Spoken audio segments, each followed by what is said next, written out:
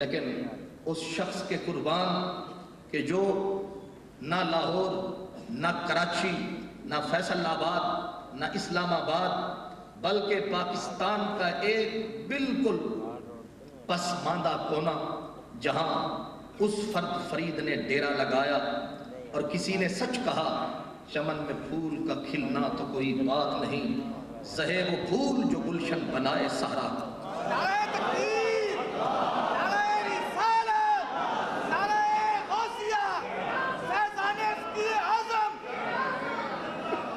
حضرات گرامی، آج ہم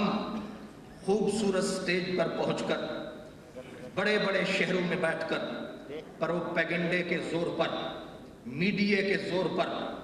ہم اپنے ناموں کے ساتھ لاحقے اور سابقے سجا کر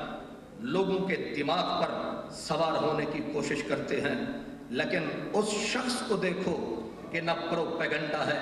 نہ میڈیا ہے، نہ اس شخص کو اس طرح کی نہ طلب ہے، نہ سوال ہے،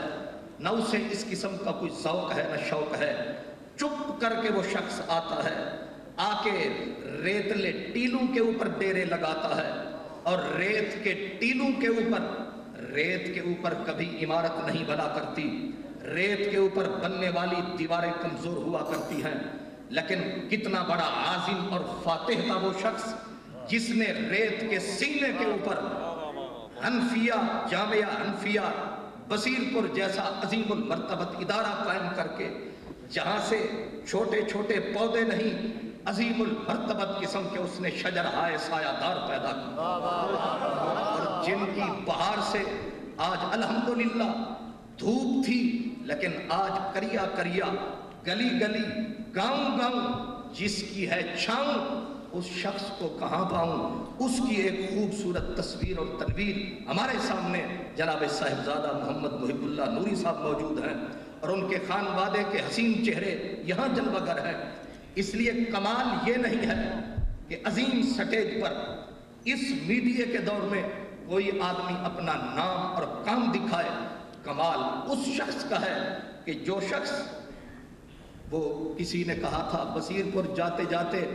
جس وقت بندہ تھک جاتا، بلکہ تھک نہیں تھک کے اک جاتا ہے، تو پھر صدائیں نکلتی تھیں کہ چلتے چلتے تھک گئے تو پوچھا پاؤں کے چھالوں نے، اتنی بستی دور بنا لی دل میں بسنے والوں نے۔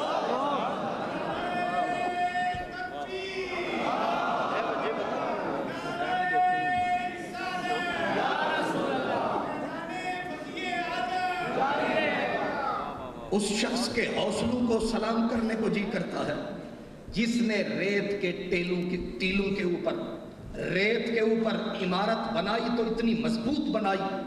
جس کی بنیادیں پاتال تک چلی گئیں اور جس کی چھتیں عرش اولا تک چلی گئیں۔ درخت لگائے تو وہ شجر سایہ دار لگائے ہیں کہ آج ان درختوں کی چھاؤں تلے ایک زمانہ سانس لے رہا ہے، سکون لے رہا ہے، آرام کر رہا ہے۔ اس لیے شاید انہی ریت کے ٹیلوں کو تک کے حضرت خواجہ فرید نے کہا تھا، یہ روحی یار ملاوڑی ہے، شل ہر دم رہے ساوڑی ہے، جو پیسو لسی گاوڑی ہے، اپنے سونے سامل سنیوں کا۔ اس لیے یہ ان کی زندگی کا پہلو عظیم پہلو ہے۔ ایک عاصم اور فاتح ہی یہ کام کر سکتا ہے، ورنہ آدمی صرف ریت کے ٹیلوں کو دیکھ کے گھبرا جاتا ہے، اور جس وقت کوئی معین نہ ہو، مددگار نہ ہو، حالات سازگار نہ ہوں، اس وقت آدمی کے حوصلے ٹوٹنے لگتے ہیں، نبضیں چھوٹنے لگتی ہیں، یار دوست روٹنے لگتے ہیں۔ لیکن حضرت سیدنا فقیہ اعظم نے یہ ثابت کیا کہ دنیا، دوسرے لوگ، میرے اور میرے جیسے لوگ ان کو وقت گزارتا ہے اور بڑی بے دردی کے ساتھ گزارتا ہے، لیکن حضرت فقیہ اعظم ان بزرگوں میں سے تھے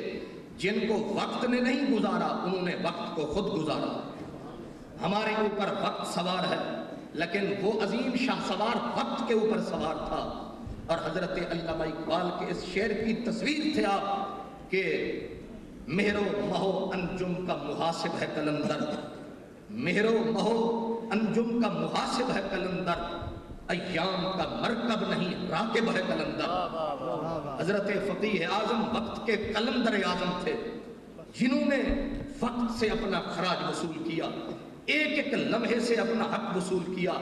ایک ایک ثانیے سے اپنا حق وصول کیا، اور آپ نے وہ کام کیا جو صدیوں میں جماعتیں نہیں کر پاتی، تنظیمیں نہیں کر پاتی۔ آج اس میڈیا کے دور میں اگر ایک پوری کی پوری انجمن بیٹھے، پوری بزم سجے، وہ اتنا کام نہیں کر پاتی جتنا تنہا حضرت فقیہ اعظم نے کیا، اور اس دور میں کیا اور اس ماحول میں کیا جہاں کتابوں کی بہتات نہیں، جہاں آنے جانے والے ذرائع رسل و رسائل انتہائی محدود ہیں، لیکن آپ نے کسی چیز کو اپنے آڑے نہیں آنے دیا۔ آپ بڑھے تو بڑھتے رہے، قدم اٹھائے تو پھر پیچھے نہیں پلٹائے، اور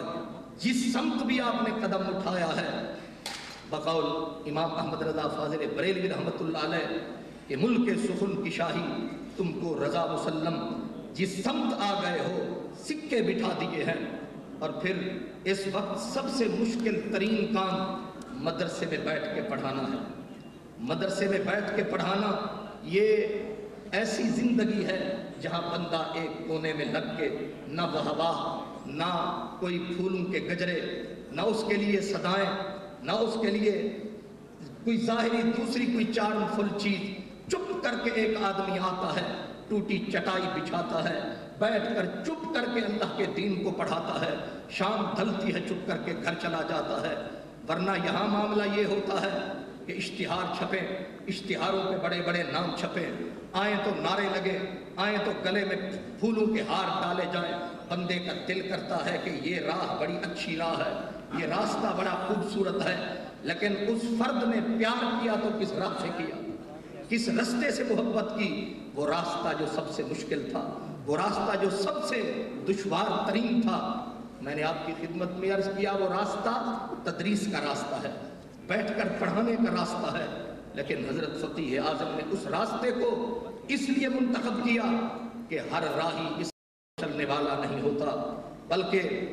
غالب نے شاید کہا تھا، کانٹوں کی زبان سوکھ گئی پیاس سے یا رب، کانٹوں کی زبان سوکھ گئی پیاس سے یا رب، کوئی آبلا باغ وادی پرخار میں آئے، ترس رہی تھی تدریس کی دنیا، ترس رہی تھی افتاء کی دنیا، ہر وغیرہ وغیرہ چاہتا ہے میرے نام کے ساتھ مفتی کا نام لقب سجے، ہر کیہو مہ کا دل کرتا ہے میرے نام کے ساتھ فقیہ کا لقب آئے، ہر کیہو مہ کا دل کرتا ہے مجھے شیخ الاسلام پکارا جائے، ہر آدمی کا دل کرتا ہے۔ اب معاملہ یہ ہے انسان مر رہے ہیں، سائے بڑھ